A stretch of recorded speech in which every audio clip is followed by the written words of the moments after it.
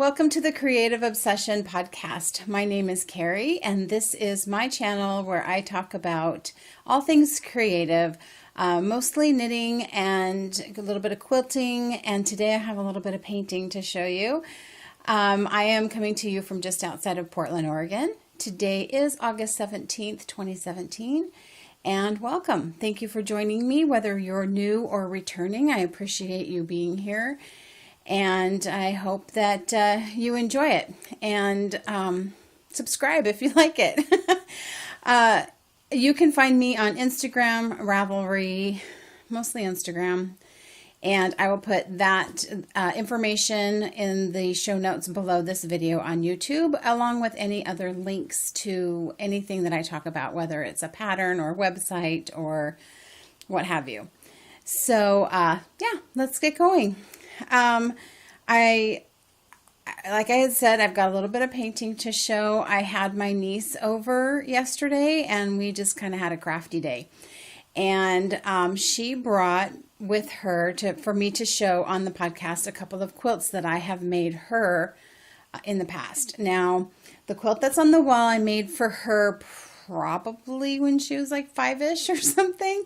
She's now 15. So it's been about 10 years. And it was funny for me to look at it because the quilting on it is really bad. It just shows where I was back in the very beginning. You know, it's fine. It holds it all together and it does the job, but you know, it's rough. And it's interesting because she, one of the things she wanted to do when she came over was to play on my long arm. And she had come over and done that back when she was probably 7-ish. And she wanted to do it again and just make a little kind of a doodle piece. And so she says, oh my gosh, you know, how do you do this? How do you do this? I'm like, well, you know, I've had years of practice. And I should have looked more closely at this quilt to show her, like, look where I started. My loops aren't very rounded and my leaves are a little wonky and, you know, that kind of thing. But you have to start somewhere. And, you know, doing a lot of practice definitely helps. So it's a cute little quilt. I can't even remember what pattern. I know I followed a pattern of some sort back then, but I can't even remember the pattern of it. Another one that she brought for me to show, this was the first one I made for her when she was a baby. And it was one of my very first quilts. I don't have a tag to say how old, but it's just a very, very simple pattern. I remember this being something that was in a magazine, and it had applique flowers on these big squares. And I had decided instead of doing applique, I was just going to quilt the flowers on there. So from very early on, I was seeing different quilting possibilities. So I quilted this just on my regular sewing machine. So that's when you have your sewing machine and you're moving the quilt. Now this is a pretty doable size for me to do that. It's probably a little like 40 inches, probably a 40-inch square maybe. Or not even a 40, probably 40 by 36 or something. So it was definitely doable. You know, considering I was really new and considering how I had to quilt it, I think I did an okay job. So I thought it was really sweet that she still had these and that she let me use them to show you. So, so now, as we both discussed, I owe her another quilt. Because, you know, these are like childish, and she's 15. She's just got her learner's permit, starting to drive. So I have shown in the past the bug quilt that I had designed, and I was going to make that for my brother. And so she said she would like me to make it for her. So I am going to go ahead and make that quilt, and I'm going to give it to her. She knows about it. I showed her kind of a picture of what I was going to do. So it won't be a surprise necessarily, but I thought it was pretty cool that she wanted it. So I am going to go forward and continue making that. I didn't get very far because I had started it and then we went into Christmas season and Christmas making, and I put it aside and then just never brought it back out again. So her birthday's in June. I thought maybe I could have it done by her birthday. gives me a deadline to really make sure I push myself to getting it out and working through it. So I'm going to do that. I need to make it, I need to finish it. And I think it would be a really special thing for her to have for her birthday, especially her 16th birthday, where she can get her driver's license. And then she's going to have a quilt representing her dad with cars. I don't know. It's kind of cool. So anyway, that's what that is. That might even be Lucky Stars. I bet that's a Terry Atkinson pattern, Lucky Stars. It's a really easy pattern. And I even talked to Ella, my niece, and I said, would you ever be interested in making a quilt? And she said, oh yeah. So she has an old sewing machine that I gave her a long time ago. And I think I'm going to teach her how to make a quilt. And that might be a good one to make. I have to find a pattern. It's actually not that hard. It might be a good first quilt. So anyway, I think we're going to work on that. And we're definitely going to get together and have more crafting days because we had a lot of fun. And I want to show you something else that we made. I had started last week, over the weekend, I think. I wanted to try a painting technique called pour painting. And it's, I just looked on YouTube and found different tutorials and things of how to do it. It makes a very abstract sort of painting. I'm not a painter. I can't paint or draw things that look recognizable, but this I can do. Putting colors together and let them go wherever they want to go. I can do this. So I got online, got on YouTube, and I looked up some tutorials. And it kind of is loose on how you do it because everybody kind of does it a little different. There's several different techniques that you can use. And so I just kind of went for it. And so I want to kind of show you my first couple of attempts and then what Ella and I did yesterday, because what we did yesterday turned out way better. So let me get them out and then I'll show them to you. Okay, so the first one I did, I only used the primary colors, yellow, red, and blue with some white. And one of the things you need when you do this technique is you need acrylic paint. So I just used craft paint. I've got a lot of craft paint. A lot of it's dried up, but what wasn't dried up I felt I could use. And you need, some people show making things and using like Elmer's glue, white glue. So I had that and some sort of a silicone. Well, Jim had brought home for me a silicone. I forget what project I was thinking I was going to need to use, but I needed silicone for it. But it's kind of in a gel texture. And so I think that is part of the problem of why it didn't really work. So I used it because that's what I had, and so to mix it in, well, the gel I don't think really distributed throughout the paint, so my paint's really muddied. So this was my first attempt, just using the red, yellow, and blue with some white, and everything kind of really mixed together. The colors didn't stay separate. So I was like, that didn't work the way it shows on the video. So I let that dry. It takes a couple days to dry because it's on pretty thick, and you're just pouring the paint directly on the canvas, and then the paint, you just kind of tilt and move the paint around, so it's on pretty thick. So my second attempt, sorry, I have this on parchment paper because I'm not sure how completely dry it is. Sorry for the crinkle. All right, so then my second attempt, I thought, okay, I saw somebody doing a technique where they put black around the side and then poured the paint on. So I did that, which I liked the black on it. I used purple and blue and red and white, maybe some pink. Turned out a little better, but things still seemed like they blended too much. So I'm like, all right, this kind of just looks like a mess. So that didn't really work out the way I wanted it to work out. So then I thought, okay, I've gone ahead and ordered on Amazon some silicone, and what people have used for the silicone is like treadmill lubricant. It's a silicone, so you just need like a couple of drops of that. So another thing you can use is WD-40. So WD-40 is in a spray can, and it is a lubricant that you can spray on hinges or whatever. So evidently that's silicone. So I thought, okay, we're going to try that. So I picked Ella up from gym, and because she does gymnastics, and brought her home with me. And I said, I want to try this technique called pour painting. And she's like, yeah, I've seen that before. She was really excited to try it. So we got here and watched a couple more YouTube videos to kind of refresh on how to do it.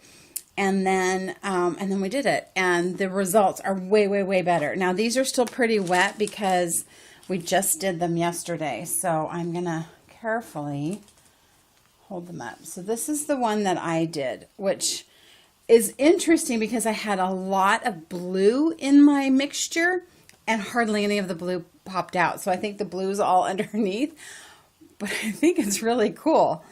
So I think the difference on that, as you can tell, the colors kind of stayed separate, was that I used the WD-40, so I had a more appropriate silicone.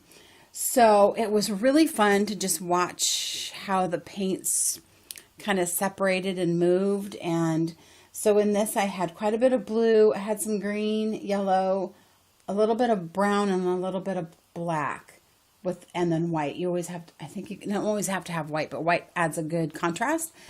And then just kind of moved it around on the canvas until it covered it all up. And I don't know that there's necessarily a right side or wrong side to it. It's kind of weird how it got this kind of an L shape because it's not how it poured out. I just poured it in the middle and then did some swirlies, but the way it separated kind of gave it almost like a right angle right there. So I still really like it, and that got me excited to try to do some more. So then Ella was mixing. I just kind of let her go. I mean, she crafts, does a lot of crafts, and she's smart enough to know what we're doing. I didn't have to hold her hand. And so she just started putting all these paints together, all these different colors. And I was like, try not to put too many colors together because you're liable to end up with a muddy mess. But I thought, oh, if you do, then you do. And we learn that you don't do that again next time. So I just left her alone, did her thing. And this is what hers looks like. It's so cool. Oh, she had so much fun. We had so much fun doing these. So hers looks very, very her. It kind of reminds me of graffiti, like graffiti art or something. So it just turned out really good. And she just fussed with it and twisted it and leaned it and whatever until she got it to look the way she wanted it to look. So she had to leave it here because it was still very, very wet yesterday. But it's getting drier. It's getting drier. So once it's really dry, probably leave it for today, like another 24 hours. And then I'll spray varnish it. And that'll make it shiny again, which kind of makes the colors get brighter. And then it'll protect it, so that it doesn't get on anything. But it's drying. It's getting better. So really fun. We both want to do it again. And I said, okay, I'm going to get more supplies. I got to get more canvases and all that kind of stuff. And so we want to play because there's some different techniques that we both want to try. So I will have her over again. It's kind of hard once school starts because she's in high school. She's going to be a sophomore this year in high school. And then she goes to gymnastics right after school and doesn't get home till evening and then has to do homework. And she's on the honor roll, so she does really, really well. So an occasional weekend when she doesn't have a gymnastics meet or isn't loaded down with homework, we'll get together and make art. And it was really fun. It was messy, but it was really fun. I just got some plastic sheeting at Walmart, put it across my table, so that, because everything just drippy and all that, so it's all just, it's all good. It's all on that. Once the paint really dries, I can just peel it off that plastic sheeting and just keep using it. So get some more supplies, and then we're going to do some more of it. It was really, really a lot of fun. So there's, towards the end of this, or at the end of this, I've got some personal stuff that I want to share with you all. So that will be coming up at the end. But I do have, I'm looking at my notes, I do have like knitting and crocheting. I have a couple of giveaways I'm going to do, and some new stuff. So let me get these paints out of the way so that I don't get it on any kind of fiber, and I'll be right back. In case you haven't heard, we're having a total eclipse of the sun. So I'm ready. I guess you can't even find these glasses anymore. Pretty sexy, huh? So yeah, we're having a total eclipse of the sun going across Oregon on Monday, the 21st. And it's getting crazy out there already. We had reservations to go camping down south on the Umpqua River, which is outside of Roseburg, if you're familiar with Oregon at all. And I just happened to make the reservation like earlier this year, not knowing about the eclipse. And then we found out that the eclipse was happening while we were going to be there. And we thought, oh, cool. That's really good. We're going to be really close to Crater Lake. We'll just go over to Crater Lake and we'll watch the eclipse. That'll be really fun. Well, as it's gotten closer, and they're predicting such huge traffic backups, and like 1.5 million people are going to descend upon Oregon on top of who was already here, and they're just predicting it to be chaotic, that we decided to cancel our camping plans and just stay home because we don't want to be in the middle of all that. I don't want to add to it. I don't want to be in the middle of it. It will not be fun. So we canceled our camping trips and we're going to just stay home to watch it. I saw yesterday, which would have been Wednesday the 16th, there was a 30-mile backup going into one of the small towns in Central Oregon. So Central Oregon being like the Bend area and that surrounding area is right in the path for the 100% totality. I'm a little bit north of it, and so I'll be like 98% or something, which is good enough for me. So yeah, here we are like about a week before it even happens, and there's already a 30-mile backup. They're predicting that it's going to take at least 10 hours to get from Portland to Bend, like over the weekend as we approach Eclipse Day. And that's usually a 3.5 to 4 hour drive from Portland. So no, thank you. Don't want to be anywhere near any of it. So we're trying to be really stocked up on what we need from the store, so we don't even have to go to the store. They're predicting stores to get cleaned out. There's no rental cars available for people that are coming into Portland on the plane. All the hotels are booked. Campgrounds are booked. Everything is just insane. It's just really insane. I want to see it. I want to enjoy it. I bought these little things at the store. I did double check and they are legit because I guess Amazon was selling ones that were not. Which, why would you make something to sell to people that was going to potentially permanently harm them? Because if you look at the sun without protection, proper protection, you'll burn your retina. Why would somebody do that? Anyway, I bought these a little while ago while I was at the store, and I guess they're out. So, I don't know, maybe I should sell them for $10 or something. So, I will be watching the eclipse from home. Thank you very much. Okay, enough goofing around. We'll get back into our regularly scheduled program. I want to talk about some giveaways first. I was so generously donated to... did that come out right? Darlene from Bags from Awesome Granny generously donated a bag for me to use as a giveaway. And when I got it, it was like right after my brother had passed and my brain wasn't functioning properly, and I didn't post it or anything. I did thank her, but she had sent me a bag for a giveaway and she sent a bag for me. So this is the one she sent for me, and it is the cutest print.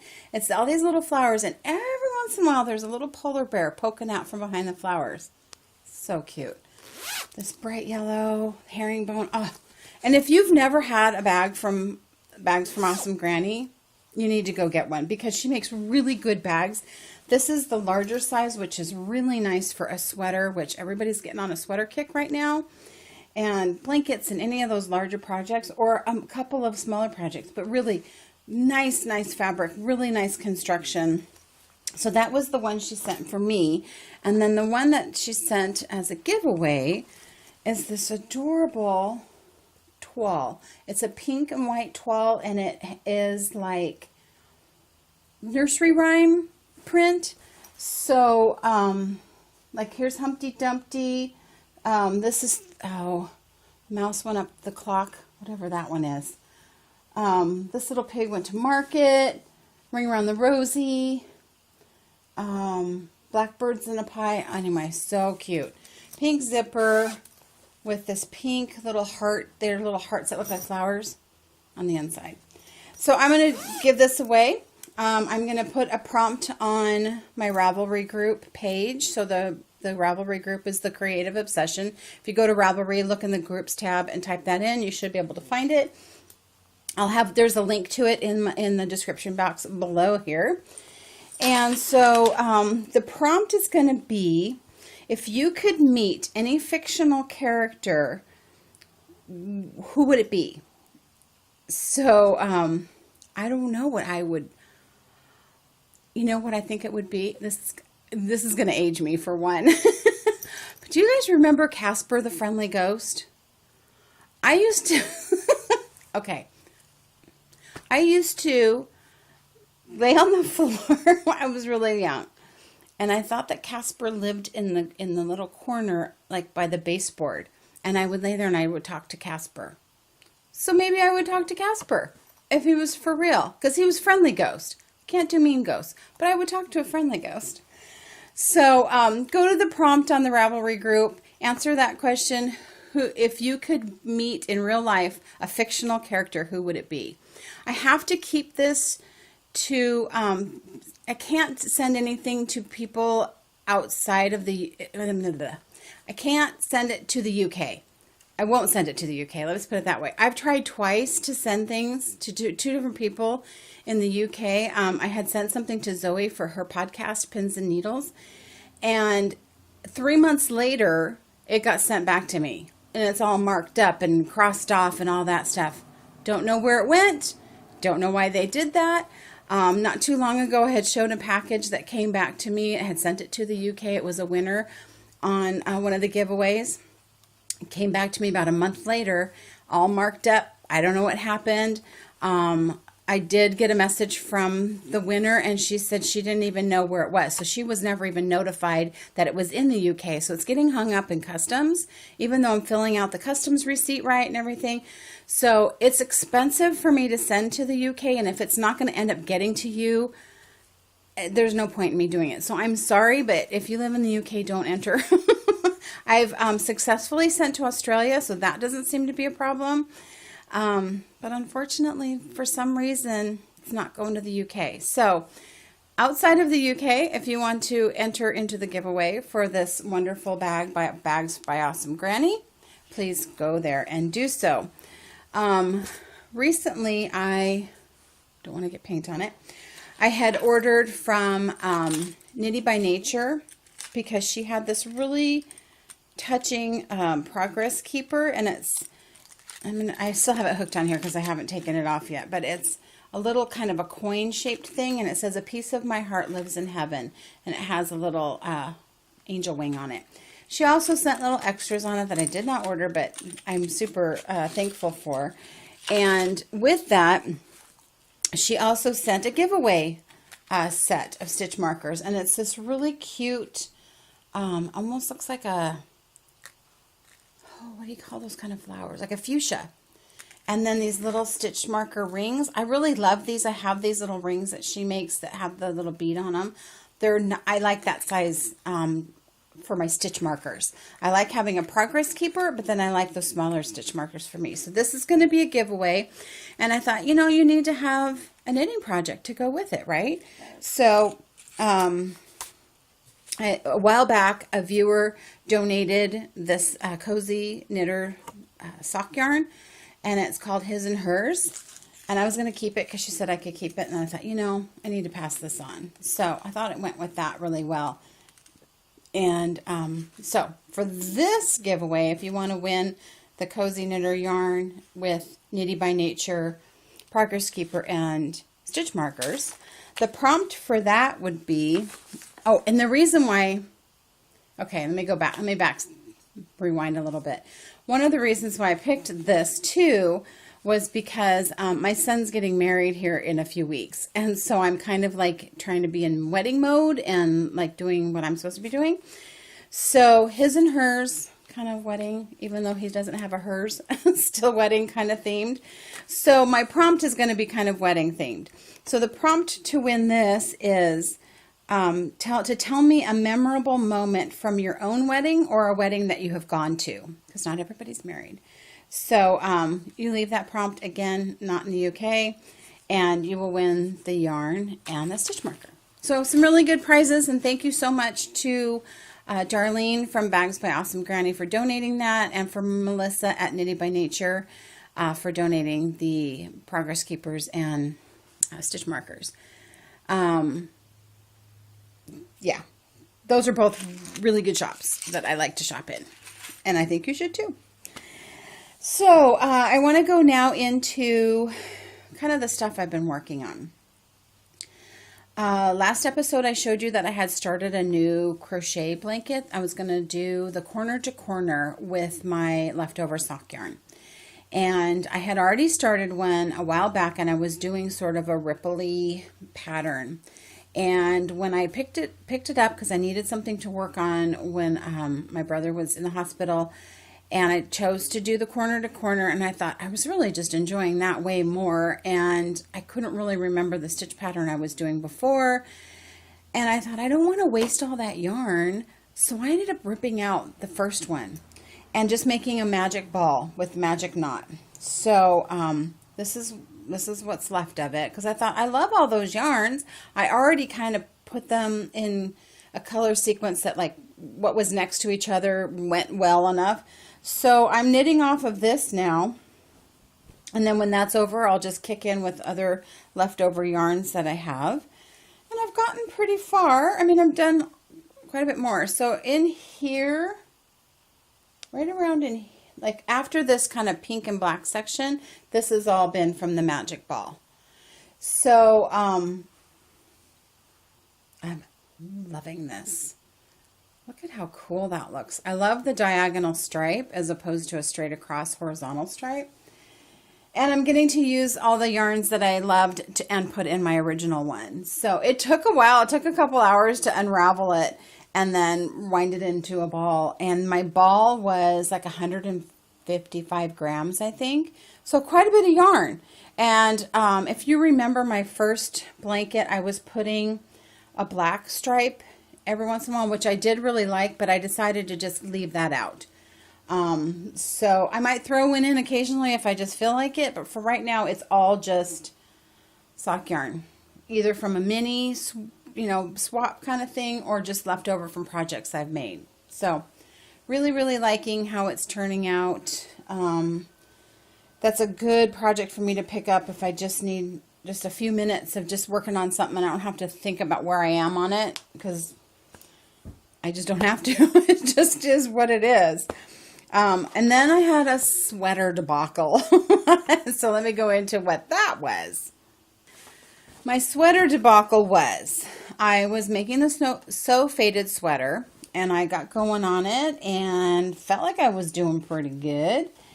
And it got to a point where you're supposed to do that thing that you do 12 more times. And I thought, well, that's not going to give me enough stitches. Like, I need to do it like 24 more times or something. I thought, what did I miss? And I'm looking through the directions. I'm like, I did this, did this. So I started counting my stitches, and my stitch count was a little bit off. And I thought, well, I'll just keep going until my stitch count matches what is in the pattern. And that didn't work, because the increases I had on the shoulder, I was like, it was a couple stitches away from being the total amount of that, but I still needed like 20 more stitches in the front. I'm like, this is all messed up. Kept trying to look at it and like, how can I fix this? And I thought, you know what? I'm going to put a lot of effort into this sweater. And if I just kind of try to fudge it when I've never made a sweater before, so I don't really know where I'm fudging, I'm not going to be happy with it. It for sure will not look good. It won't fit. It won't be right. And so I ripped it out. And that was really hard because I'd put a lot of effort into it. But I had recently was watching a podcast, cannot remember whose I was watching at the time, and they said ripping stuff out and frogging things is part of knitting. It's just part of it. And I thought, you're right. I keep trying to avoid it and try to make it not happen, which of course we don't want it to happen because we put a lot of time into what we're making. You don't want to rip it out. But if I'm going to put that much effort into it and it's not going to be right because I made an error that I was too lazy to take out and fix, that's going to make me mad. That's not worth it. So I ripped it all out. And I was getting to the point where I was going to have to start fading in the next color. So I had gotten pretty far. So started it over. That's as far as I've gotten. I think it's going to fit. But I at least started it over, and actually I think it's going a little bit more smoothly because when I first started, and it's like put the markers here and you're increasing here and here, I didn't really know what I was doing. And I find that it helps me to know this part that you're increasing, this is going to be the shoulder. And this part that you're doing here, this is going to be the back. And knowing that, then I kind of got the idea of what it was that I was doing. So, I started over, and Jim was so sweet. He goes, you did start that, like when your brother had first passed and stuff, and you weren't really concentrating. I'm like, yeah, I know. I'm sure that's what happened, is I thought I was following the directions properly, but clearly I was not because it wasn't good. So started it over, and I almost just said, forget it. I'm not going to make the sweater because, is this the dumbest thing ever? The first sweater you're going to make is a fingering weight sweater. Like, what were you thinking? I should just make like a worsted weight sweater. And then I'm like, I don't know that I'd wear a worsted weight sweater because I think it would be too warm. So I'm trying it again. And we'll see. And if it ends up being something that for some reason doesn't fit or I don't wear it, then I know not to make that again. I mean, there's that. So I'm going to plug along. I also have been working a little bit on, I don't know if you've heard, a program that's called, let me look at my notes here because I forget. Click for Babies. It's the period of purple crying. And so the cause is to try and educate new parents, new caregivers, whatever, that it's normal for babies to just cry, which you would think you'd figure out, but evidently it's a problem, and there's a lot of shaken baby syndrome, shaken babies, because they just get so frustrated. And I know when your baby's crying and you don't know why, and you can't, nothing you do is making them stop, you kind of feel like throwing them out the window because you just get so frustrated. So the idea is to give new parents during the month of October, I think, maybe November, purple hats for their babies as a reminder, your baby's going to cry and it's okay and it's normal and please just take a breath. So I knit some hats, little baby hats, and I hadn't knit a baby hat before, and oh my gosh, it's so fun because they're so little. And this is so cute with this little knot on top. So anyway, this pattern is a free pattern, and I went on to the clickforbabies.org, maybe? Put it down below. I clicked on their website, and they had a list of patterns. So if you want to crochet or if you want to knit, and some different patterns. This pattern is called the Dotted Baby Hat, and it's a free pattern. When I clicked from their website, it took me to a blog that I just printed off the pattern from there. So cute little hat, knit stitches, and every once in a while you've got a little purl that gives it like some texture. And then I thought, well, let me try and crochet. I've never crocheted a hat. The only crocheting I've done is on these blankets, which is pretty simple. I haven't done anything with any kind of shaping. So I crocheted a hat. I crocheted two hats.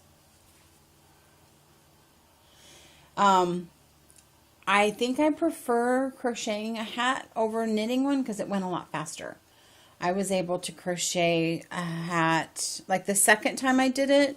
First time I was like watching a YouTube video and just going step by step. Second time went a little bit faster, and I probably could knit it for me in an hour, and then the knitting took a lot longer. So right now I'm using like this lighter color is just Red Heart soft yarn. They ask for it to be soft yarn, and it is soft. I didn't particularly like crocheting with this because I felt like it was pretty splitty. Knitting with it was easy. So I did have some knit picks, the Brava worsted, left over from hats that I've knitted for chemo hats and stuff. And that's what the dark color was. I like this yarn a lot better than the Red Heart, but Red Heart I can get just at my local store. So I'm going to knit or crochet, well, either both, some more hats to donate. And the lady that I send my chemo caps to, she's collecting. So that's good because I'll just send it all to her. So if you are interested in finding out more about that or want to make some hats or whatever, there's a lot of chapters or a lot of people that are collecting them. So go on their website and get the information, and you'll see based on your area what you need to do. But it's a good, I think it's a good cause, and it's fun to make a baby hat. It's really fun. I did get a new one of my new purchases came in the mail. I ordered the Minnesota 52 knitting pattern book, and I don't think I've ever ordered a book like this. I do have a couple books for sock knitting. And I thought, well, I love the sweaters on the front. And I thought, even if just for looking at that, I'll order the book. And I like to support knitters that are doing something like this. So, if you don't know, which I'm sure you probably already do because it's been out for a little while, Corey Eichelberger and Megan Williams are friends and, wrote a pattern book, and it's got some really cute patterns. So I do want to make this owl sweater. I think it would be really cute, and being that it's kind of a cardigan style, I think I would get a lot of use out of it, but I need to do my sew-faded sweater first, just because. But this sweater was really cute, and I thought that would be even a cute one. But really pretty patterns, really nicely photographed. This too with a hoodie. I mean, look at that. It'd be so cute. So there's a lot of really cute patterns in here, from mittens and hats to sweaters and just all kinds of stuff. So if you haven't picked one up, I don't know if they're in a local knit shops or not, but I ordered mine on knitcahoots.com, and I will put the link to that down below. And came really quickly. So congratulations, ladies. I don't know that either of you watch my podcast, but congratulations for putting out a really nice book. So I don't have any new yarns or any new shop stuff to show you. I've just been trying to keep existing colors stocked in the shop. So Squash Blossom sold out pretty quickly, and there's a new batch in there now. And so my dyeing has been doing that kind of stuff. So this is the end of the crafty part of the podcast, and so I'm going to go into a little bit of personal stuff if you're interested. If not, thank you so much for joining me, and if you care, stick around.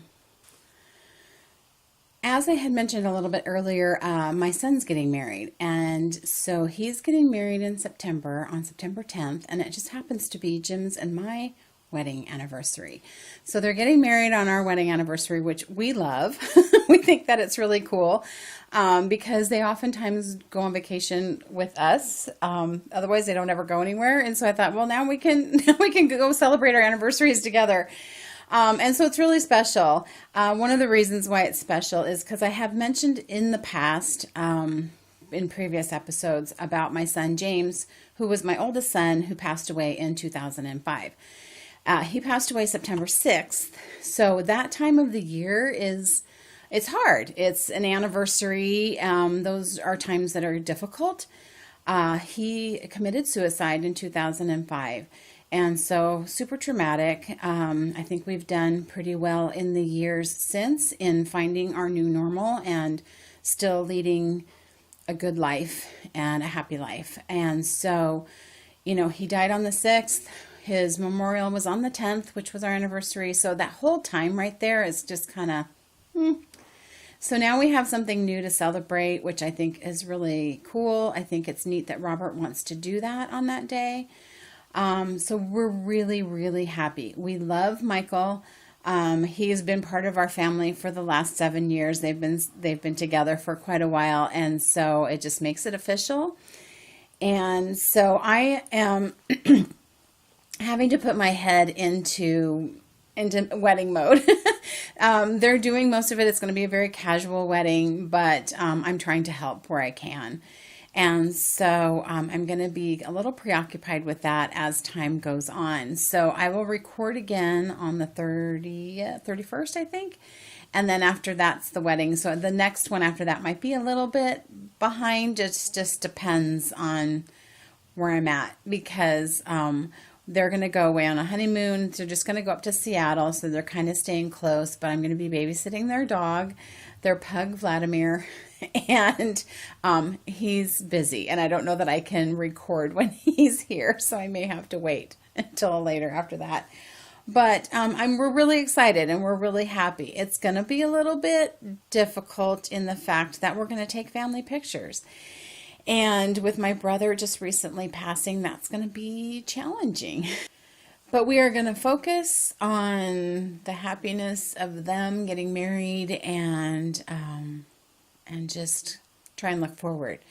So, during that week of the wedding, for various different reasons, it's tough. So I'm going to just give myself a pass and not worry about the recording. But I will be back in a couple of weeks.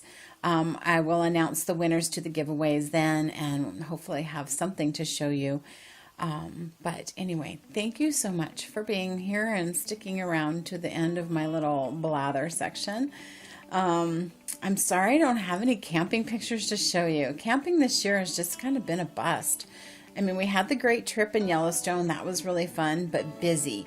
And then we were looking forward to a quiet, peaceful camp trip at the lake with the kayaks, and ended up coming home early because of my brother. And then our camp trip down to the river is interrupted by the total eclipse. I mean, seriously. So camping has just not been good for us this year.